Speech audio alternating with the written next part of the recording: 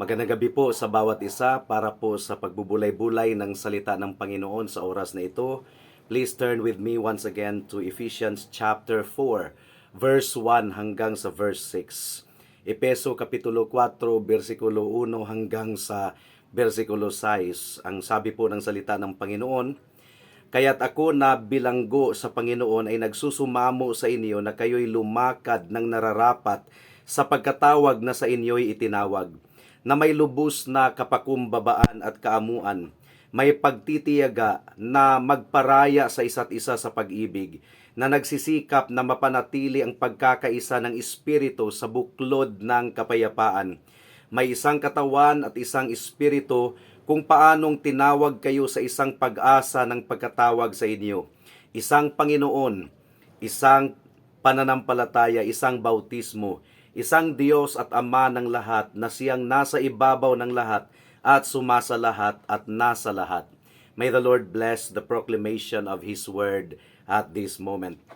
Gaya ng na-point out po natin sa loob ng ilang mga linggo na po, isa po sa tema ng Book of Ephesians ay ang pagkakaisa sa katawan po ng ating Panginoong Hesukristo. At mula po sa verse 2 hanggang sa verse 6 ay nilarawan po ni Apostle Paul ang substance ng ating pagkakaisa. Sa mga bersikulo po, verse 2 hanggang sa verse 6, ay ipinakita po ni Apostle Paul sa atin ang pundasyon ng pagkakaisa gamit po ang tinaguriang sevenfold expression of the word one. One body, one spirit, one hope, one Lord, one faith, one baptism, and one God and Father. At itong mga expression na ito ay nagdi-describe kung ano ba talaga tayo at ano ang sinishare natin sa bawat isa. Dinidescribe po ni Apostle Paul ang pagkakaisa na meron po tayo pero kailangan po nating panatilihin. Yun po ang pinagbubulay-bulayan po natin noong mga nakaraang linggo. At in-examine po natin ang lahat ng one na ito maliban sa iisa, at ito na lamang po ang natitira sa gabing ito.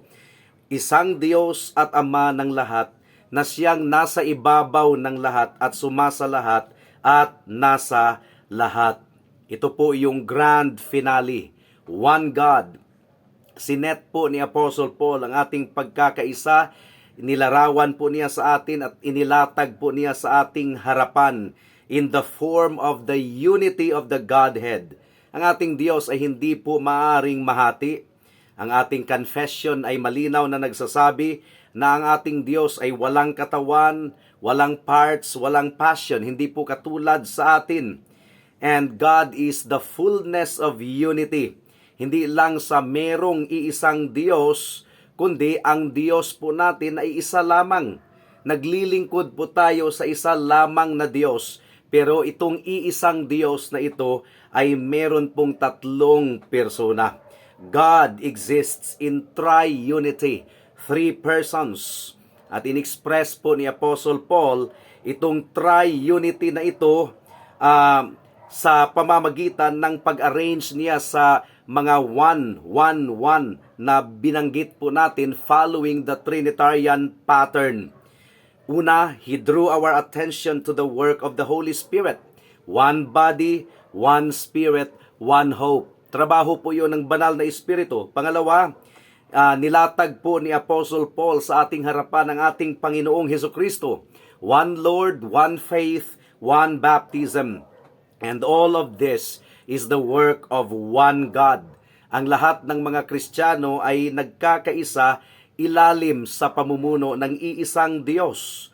Ang ating Diyos ay wala pong rivals, wala pong karibal ang ating Panginoon.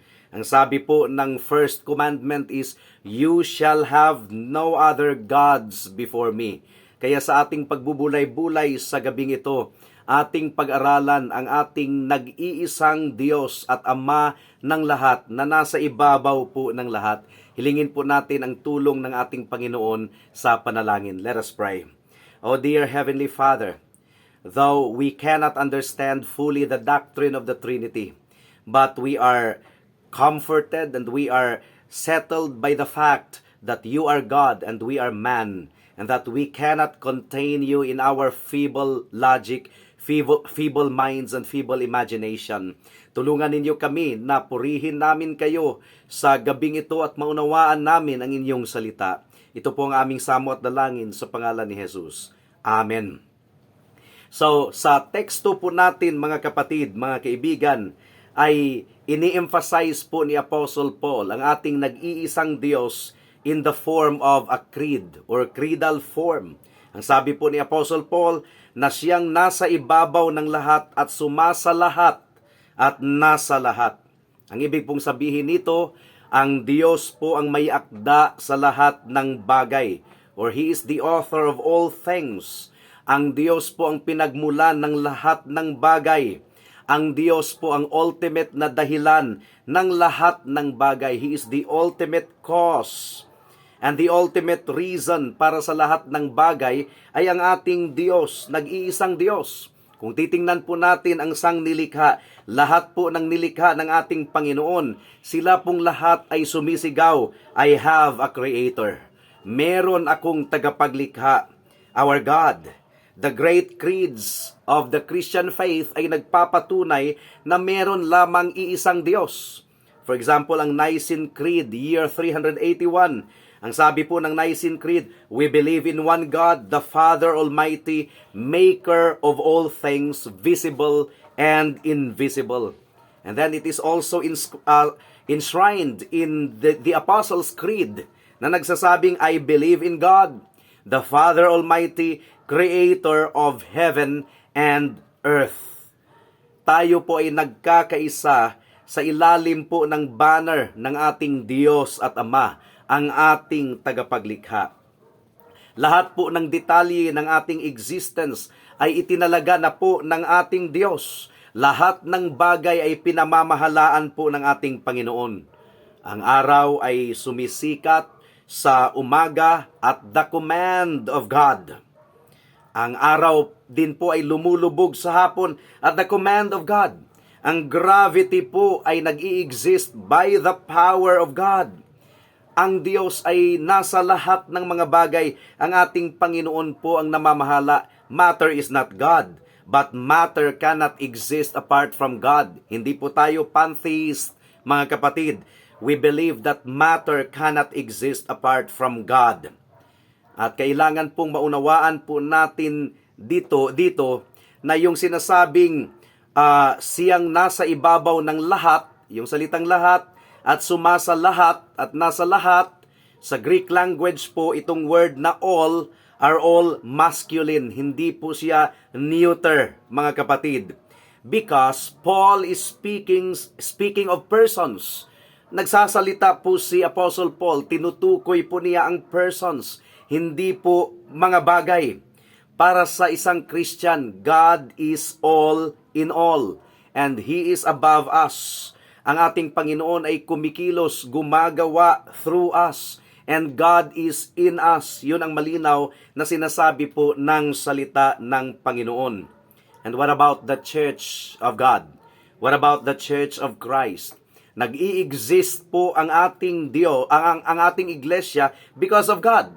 Ang meditation po natin kaninang umaga, ang tawag po sa church is, it is the Church of God. Well, in a sense, it is the Church of Christ because Christ is building His church. Pero hindi rin natin maikakaila ang biblical expression na Church of God. Pinagbubulay-bulayan natin ito kaninang umaga sa 1 Corinthians chapter 1 verse 2. It's called the Church of God in Corinth. Sa Acts chapter 20 verse 28, it's called the Church of God which He purchased by His own blood. At dito po sa 1 Timothy chapter 3 verse 5, please turn there. Unang Timoteo kapitulo 3 versikulo 5, ang sabi po dito, sapagkat kung ang sino man ay hindi marunong mamahala ng kanyang sariling sambahayan, paano niya pangangalagaan ang iglesia ng Diyos? How will he take care of the church of God? So it's called Church of God. 1 Timothy chapter 3 verse 15. Ang sabi po ni Pablo kay Timoteo, ngunit kung ako'y maantala ay maari mong malaman kung ano ang dapat ugaliin ng bawat tao sa bahay ng Diyos, house of God, na siyang iglesia ng Diyos na buhay, church of the living God, ang haligi at suhay ng katotohanan. And then, binasa natin kanina sa 1 Corinthians chapter 1 verse 1 and 2, it's really called Church of God. Si Hesus Kristo, ang ating Panginoon, ay namatay doon sa cross ng Kalbaryo. Inalay niya ang kanyang buhay upang dalhin tayo sa Diyos. Jesus Christ reconciled us to this one God. And that is why Christians are united together under this one God. At meron pong isang dimension, mahalagang dimension na dinagdag po ni Apostle Paul. Sapagkat sinulat po niya, one God and Father of all. So sa tatlong persona ng banal na Trinidad, itong pinakahuli ay hinighlight po ni Apostle Paul ang Diyos Ama. Because God the Father is the ultimate source of our unity. Siya ang Ama ng lahat ng mga mananampalataya. Tayo po ay nagkakaisa bilang mga magkakapatid sa iisang pamilya ng Diyos. Pinili niya tayo, inelect niya tayo bilang bahagi ng kanyang family at ibinuhos ng Diyos ang kanyang pag-ibig sa atin from eternity past. At itinalaga tayo bilang kanyang mga anak. He adopted us as His own children in the Lord Jesus Christ. And in a general sense, ang ating Diyos Ama, siya po ang Ama ng lahat ng kanyang mga nilikha. Because God is over all and through all and in all. Ibig sabihin, ang ating Diyos meron pong absolute sovereignty and dominion sa lahat ng mga bagay. Ang trono ng ating Diyos ay itinaas, iniangat over all creation. And we must contrast this with all who do not know to follow Him. Ang mga hindi mananampalataya sa ating Panginoon, ang mga hindi followers sa ating Diyos, sa nag-iisang Diyos na ito, sino ang kanilang ama? Iba ang kanilang ama. They have a different father. Ayon pa sa ating Panginoon sa John chapter 8 verse 42 hanggang sa 44. Iba po ang kanilang ama. Ang sabi po dito, sinabi sa kanila ni Jesus, kung ang Diyos ang inyong ama, ay inibig ninyo sana ako sapagkat ako'y nagmula sa Diyos at ngayon ay naririto ako. Hindi ako naparito mula sa aking sarili, kundi sinugo niya ako. Bakit hindi ninyo nauunawaan ang aking sinasabi? Sapagkat hindi ninyo matanggap ang aking salita. Kayo'y mula sa inyong amang dyablo. At ang nais ninyong gawin ay ang kagustuhan ng inyong ama. Siya'y isang mamamatay tao buhat pa sa simula at hindi naninindigan sa katotohanan sapagkat walang katotohanan sa kanya. Kapag siya ay nagsasalita ng kasinungalingan, siya ay nagsasalita ayon sa kanyang sariling likas sapagkat siya ay isang sinungaling at ama ng kasinungalingan. So you see, they have a different father. They have Satan as their father. But for all of the believers in the Lord Jesus Christ, God is our Father. Kaya unawain po natin kung sino po ang ating Diyos Ama. Now we have to understand the Father within the Godhead.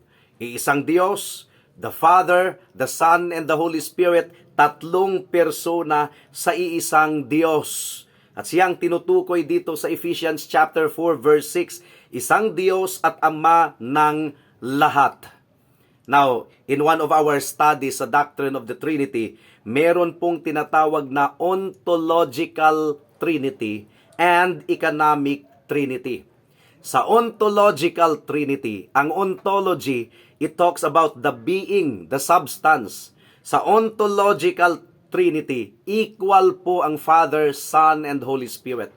Equal in power, equal in being, and equal in substance. That's ontological Trinity. Pero pagdating sa economic Trinity, iba't iba po ang kanilang duty. Meron pong subordination of duty sa economic Trinity. Ang Father po ang forerunner. Ang Son ang nag-implement sa panukala ng Ama at ang banal na Espiritu comes third when it comes to duty. But when it comes to being, when it comes to ontology, they are equal in substance, equal in essence, and equal in duty. But in function, in role, there is what we call subordination of duty. Sa economic Trinity, ang Diyos Ama ang first person in the Godhead. 1 Corinthians chapter 8 verse 6, unang Korinto kapitulo 8 bersikulo 6. Please turn there. Ang sabi po dito, ngunit sa ganang atin ay may isang Diyos, ang Ama, na sa Kanya nagmula ang lahat ng mga bagay, at tayo ay para sa Kanya. At may isang Panginoon, si Hesukristo, na sa pamamagitan niya ang lahat ng mga bagay, at tayo ay sa pamamagitan niya. Now, paano ba ito ipinaliwanag ni Herman Bavinck? Ang sabi po ni Herman Bavinck, mga kapatid, whenever the name God is in a special sense applied to the Father, it indicates that in the divine economy, He is first. Kaya nga sinabi ko kanina, economic Trinity. It is as it were an official title, indicative of order and rank. Just as among men, there were distinctions of social standing and honor, though all share the same human nature.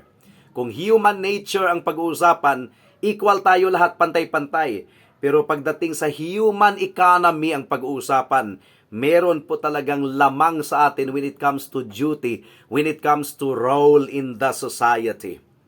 Ang Ama, ang forerunner or frontliner. Ang Ama ang nagsugo sa kanyang anak na si Hesukristo. Remember John 3:16? For God so loved the world that He gave His only begotten Son. At si Jesus ay pumarito bilang obedient son to His Father. Ang trabaho po ng ating Panginoong Hesukristo is that He reconciled us to the Father. I am the way, the truth, and the life. No one comes to the Father but through me. And then, kanino po tayo mananalangin? Ang sabi po ng ating Panginoon, pray to the Father, our Father which art in heaven. But then again, mga kapatid, mga kaibigan, first in person, di ba ang Father ang nangunguna, hindi po ito nagpapahiwatig that in substance and in essence ay mas lamang ang Father. No, they are equal. It does not imply a higher place in the Godhead. Pakinggan po natin si William Shedd. The terms first, second, and third applied to the persons are terms of order and relationship only. Economic Trinity. They imply no priority of nature, substance, existence, or excellence. The term Father does not denote a higher grade of being, but exactly the same grade that the term Son does. Galing po ito sa kanyang systemat or dogmatic theology, page 250. Samantalang ang Ama is in every way one with the Son and the Holy Spirit, ang Ama po ang tinaguriang foreground sa lahat ng mga bagay. Sapagkat ang Ama po ang nagplano, He initiated the plan of redemption. Ang election po ay trabaho po ng Ama. Nasa domain po ng Ama ang election. Pakinggan po natin si Louis Berkhoff. Ang sabi po niya, all of the works of God are the works of the triune God. But in some of these works, the Father is evidently in the foreground, such as, una, designing the work of redemption, including election, of which the Son was Himself an object. Pangalawa, the works of creation and providence, especially in their initial stages. Ang Ama talaga ang foreground. And then pangatlo, the work of representing the Trinity in the council of redemption as the holy righteous being whose holiness was violated. Galing ito sa kanyang systematic theology, page 91. Kung ating ilarawan ang priority ng Diyos Ama, it is only to describe His relationship with the Godhead. Economic Trinity, hindi po ito ontological Trinity. In economic Trinity, there is a subordination of duty, of person. but not subordination in essence, in being, in ontology. Equal talaga ang Ama, ang Anak at ang banal na Espiritu. But in economy, sa kanilang role and function, ang Ama ang gumawa ng initiative para sa ating katubusan, para sa ating redemption. At bilang mga Kristiyano, bilang mga mananampalataya, we are united in this grand purpose of God. Ang ating pagtubos, ang ating katubusan ay naaayon sa kalooban ng Diyos Ama. Ephesians chapter 1 verse 9 to 11. Ang sabi po dito, na ipinaalam niya sa atin ang hiwaga ng kaniyang kalooban ayon sa mabuting layunin na kaniyang itinakda kay Kristo bilang katiwala ng kaganapan ng panahon upang tipunin ang lahat ng mga bagay kay Kristo.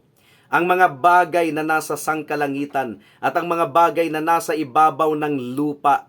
Sa Kaniya ay tumanggap din tayo ng isang mana na itinalaga ng una pa ayon sa layunin niya na gumagawa ng lahat ng mga bagay ayon sa kaniyang pasya at kalooban. So you see, everything happens in our redemption to the Father's good pleasure.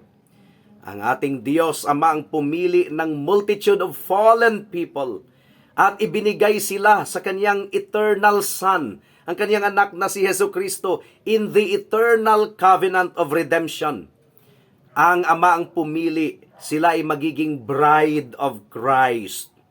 The Father took the initiative in sending forth His Son. Kinwote na po natin ang John 3:16. God so loved the world that He gave His only begotten Son, that whoever believes in Him shall not perish, but have eternal life.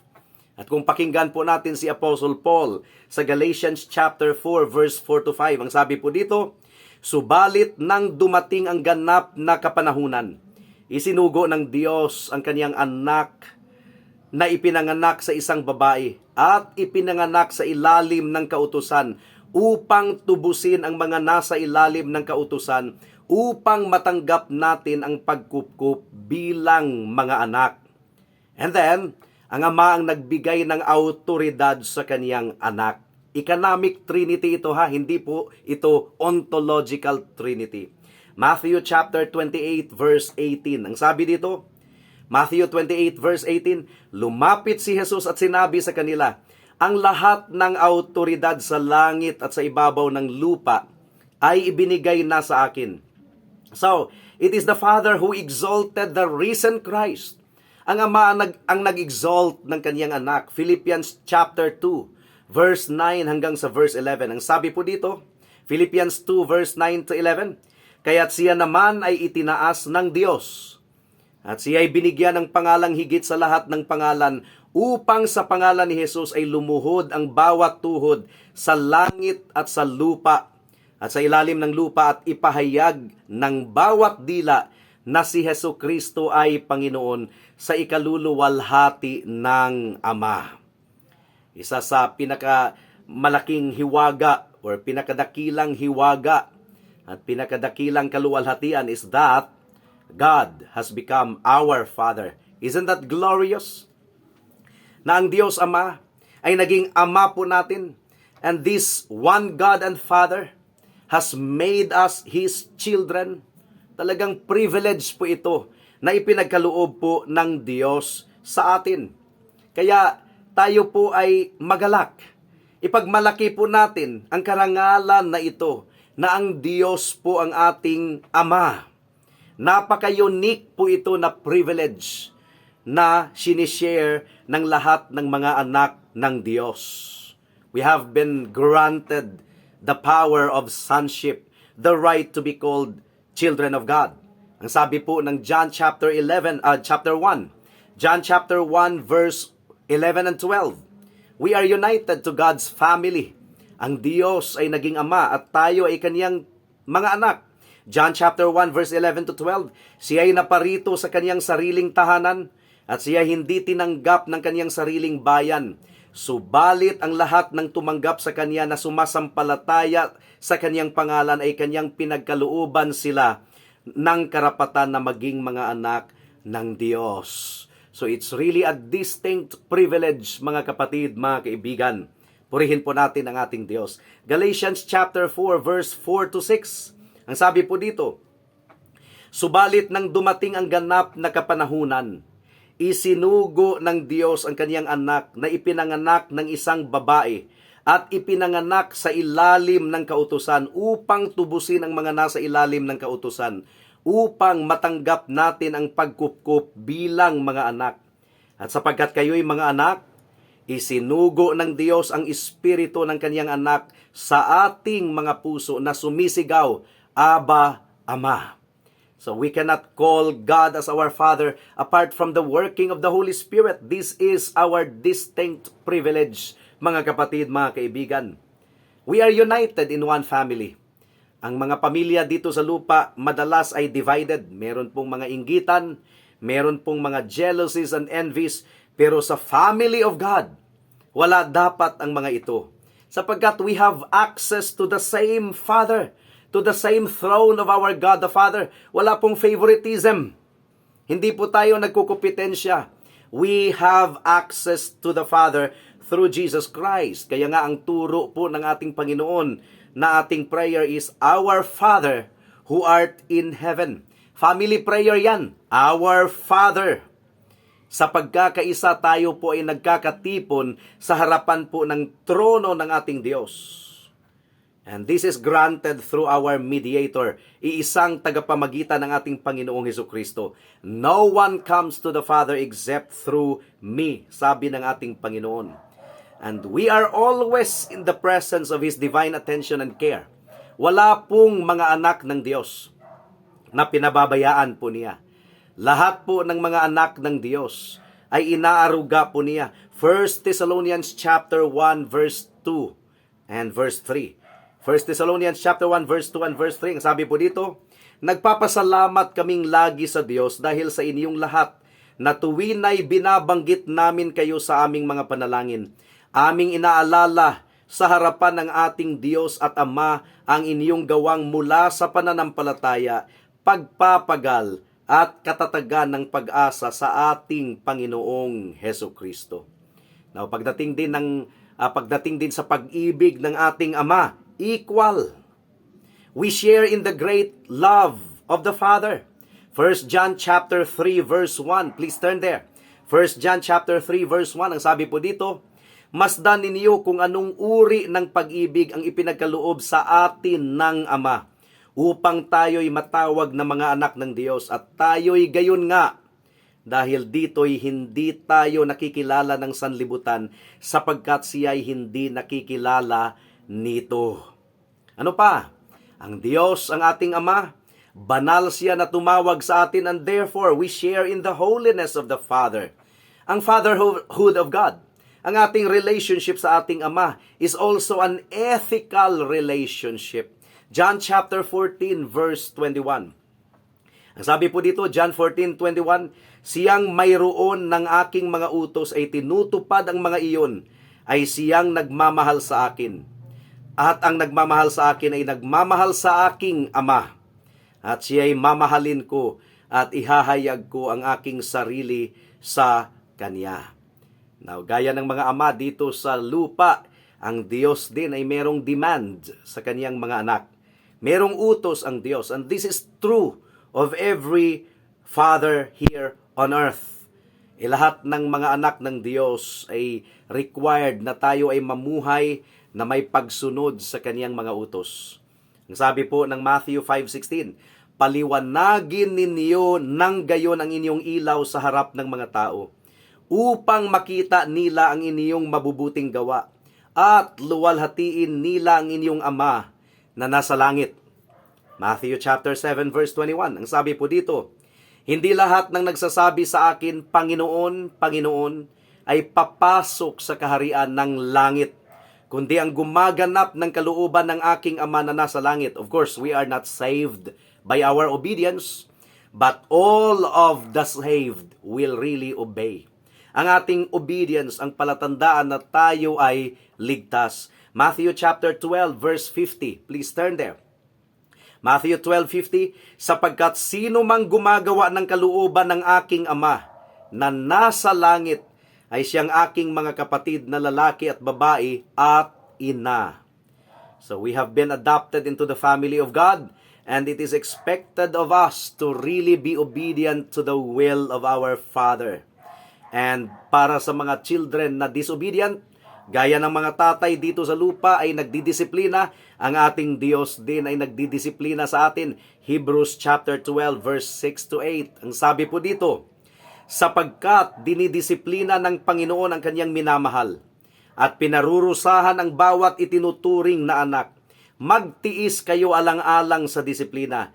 Kayo ay pinapakitunguhan ng Diyos bilang mga anak, sapagkat ano ngang anak ang hindi dinidisiplina ng Ama? Ngunit kung kayo ay hindi dinidisiplina, na siyang nararanasan ng lahat, kung gayon kayo ay mga anak sa labas at hindi mga tunay na anak. And this is actually a rich blessing and token of sonship. And tayo po ay nakikibahagi sa lahat ng privileges na ito. This is another measure of unity. Ang discipline. Lahat po ng anak ng Diyos ay nakikibahagi sa ating portions of discipline from time to time. Ang hindi dinidisiplina ng Diyos ay hindi niya anak. Ayon pa kay Samuel Bolton, ang sabi niya, God has thoughts of love in all He does to His people. The ground of His dealings with us is love. Though the occasion may sin, the manner of His dealings is love. And the purpose of His dealings is love. He has regard in all to our good here, to make us partakers of His holiness, and to our glory hereafter, to make us partakers of His glory. Kaya nagdidisiplina ang Diyos. God's discipline upon His children ay hindi po siya punishment per se, but it is a fatherly discipline. Our Father is actually preparing us for glory. Now, itong mga bagay na ito ay common sa karanasan ng lahat ng mga tao ng Diyos. That is why we are united together in Christ under one God. Paul is saying that the church is built and united upon the Trinity. One Father, one Lord, one Spirit. Tayo po ay naglilingkod sa iisang Diyos. At ang iisang Diyos na ito ang nag-bring us together, nagdala sa atin together sa iisang katawan. And we share one faith, we share one hope. At noong niligtas tayo ng Diyos, idinagdag niya tayo sa sambahayan ng pananampalataya. Ang katawan ng mga tinubos from every age, from every tongue, every tribe, and every nation. And that is why we are united to Christ. And we are also united to others who are united to Him. At wala na po talagang greater form of unity dito sa lupa. Ang church lamang. Ang church lamang. Pero kailangan po nating mag-labor. Kailangan po nating magsumikap in order to preserve this unity. Yun ang sinasabi po ng salita ng Diyos, sapagkat delikado po palagi. The people of God are always in danger sa pagkahulog sa kasalanan, and therefore merong division sa church. Kaya ang sabi po ni Pablo sa ating teksto, sa verse 2 and 3, na may lubos na kapakumbabaan at kaamuan, may pagtitiyaga na magparaya sa isa't isa sa pag-ibig. At nagsusumikap tayo na mapanatili ang pagkakaisa sa buklod ng kapayapaan. At itong pagkakaisa na ito, it is actually the heart of the gospel. Bakit natin nasabi? Sapagkat ang sabi po ni Pablo sa Philippians 1:27, please turn there, Philippians 1:27, ang inyo lamang pamumuhay ay maging karapat-dapat sa ebanghelyo ni Kristo. So ano ba itong worthy of the gospel of Christ? Na kahit ako ay dumating at kayo'y makita, wala man sa harap ninyo, at mabalitaan ko ang mga bagay patungkol sa inyo, na kayo'y nanindigan sa isang espiritu, na may isang isipan, na magkakasamang nagsisikap para sa pananampalataya ng ebanghelyo. So this is really the distinguishing mark of the people of God. Unity. Unity. Wala po tayong pagkakaisa sa mundo, and that is why kahit sa marriages, ang sabi po ng Panginoon, be not unequally yoked with the unbelievers. We have a greater family.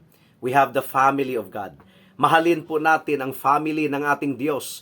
Mahalin po natin ang mga tao ng Diyos, kapwa tinubos. And let us also endeavor na maging kagamit-gamit sa ating Panginoon upang tawagin ang mga makasalanan na ngayon ay children of wrath pa, just like the rest.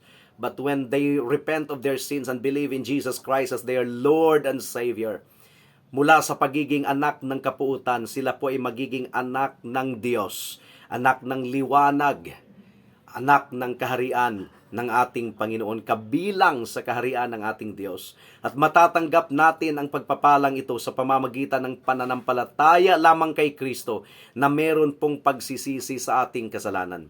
Nawa kaibigan, ay ikaw ay magpakumbaba sa sarili mo. Aminin mo na ikaw ay makasalanan, ang Diyos ay banal.